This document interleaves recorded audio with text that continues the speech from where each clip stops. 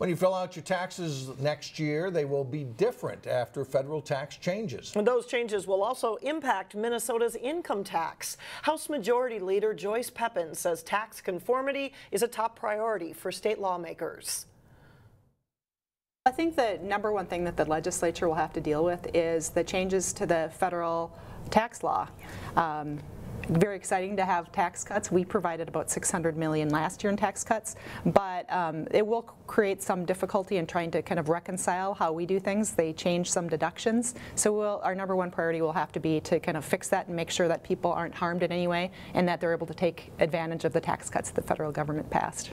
A lot of education you're expecting with this. A lot of your work is going to be related to education. Is that right? Absolutely. I think legislators are just now trying to completely learn of what the impacts will be on constituents throughout the state, and so we'll spend a lot of time getting people up to speed on the different deductions that have changed, and we'll need to pass a tax conformity bill so that we can be in alignment with the federal government. One of your top priorities is going to be continued work on transportation for the state, correct? Absolutely. We were thrilled with being able to provide about $300 million in transportation dollars, and last year it was kind of a record high. And but there's still issues throughout the state. I've personally been working on a few issues in just this region, Brockton Avenue, finishing 610, and I know other legislators have funding.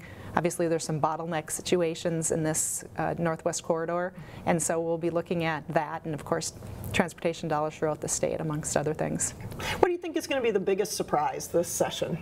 Any predictions? Well, I think that the biggest surprise we'll see what happens with the Senate. We currently have the 34-33, and the biggest surprise will be to figure out what happens with the President of the Senate, Michelle Fischbach, and whether or not she's allowed to do both jobs, which would leave the Senate 34-33 Republicans, or whether she's not, which would mean 33-33 deadlocked Senate. And if that happens, it will obviously slow things down because you have neither party in charge.